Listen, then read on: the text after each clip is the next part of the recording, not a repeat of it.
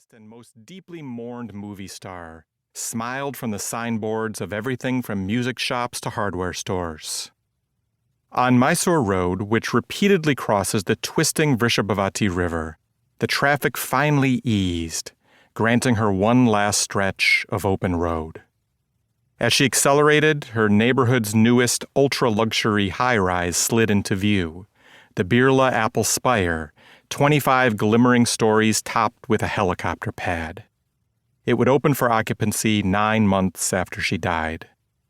Nearing home, she passed the elaborate pink and gold R.R. Nagar arch, built some 20 years ago in pseudo-17th century style, and the Gopalan Arcade shopping mall, whose facade is tricked out to simulate a Nawabi palace.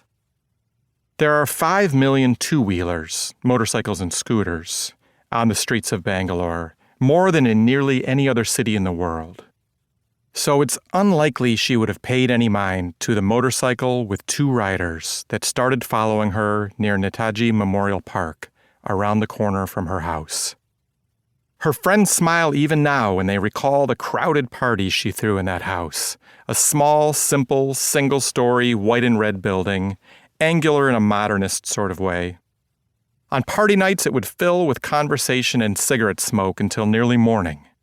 But she lived alone, and on most nights her street was an unusually quiet and dimly lit pocket of this megacity of 12 million. The plots on both sides of hers were vacant and overgrown. She and the motorcycle with 2 riders passed a wall that read, in Kannada, "Thank you for your cooperation in keeping this place tidy." Her house was tidy too. Never any clutter indoors, and a well-kept garden in front. 2 weeks earlier, Gauri's mother had gotten the bushy plants in Gauri's front yard removed, afraid they might hide snakes. Gauri had planned to plant vegetables in the newly empty plots.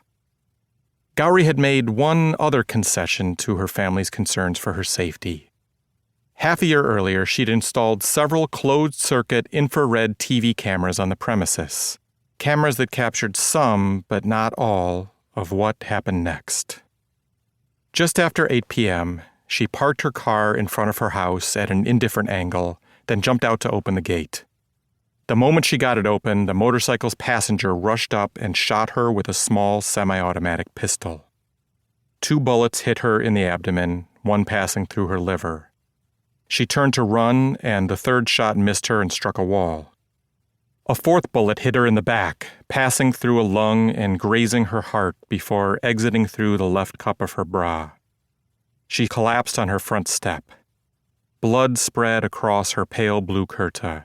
Her flip-flop sandals were still on her feet. News of her assassination spread immediately. Over the next few hours, hundreds of Bangaloreans crowded around her house, first neighbors, then policemen and journalists and the state's home minister, and dozens of shocked friends and colleagues crowded under the kanuga tree in front of her house. There was so little security, Gauri's friend Chandan Gowda told me months later as he showed me the spot where she fell. Everybody was here. There was a semblance of a cordon, some tape, but people were just getting in underneath it. This is the evidence area. Nobody should be here. But there were dozens of people. You would not believe this was the scene of a murder. As the police found the 4 bullet cartridges, he said they showed them off to bystanders before placing them in an evidence envelope. Bangalore's police commissioner, T. Sunil Kumar, blamed the press for the chaos, saying that they should have cleared the crime scene while the forensic team did its work. Among the crowd was Malavika Avinash, a popular actress who lived nearby and who'd known Gauri since childhood. In recent years, they'd become ideological opposites. Gauri's paper was unabashedly left-wing and scathing in its criticism of India's ruling party, the BJP. Avinash had become a BJP spokesperson. There was that churning in my stomach when I heard of it, and when we actually saw her lying there, bullet-ridden, Avinash told a TV journalist. What a way for a friend to have died. I felt the churn further in my stomach when some of her friends arrived, and when her body was being lifted and taken away from that compound, a lot of faces that were there were looking at me and saying, "You killed her, you rightists, you killed her." That instant reaction of politicizing the whole thing.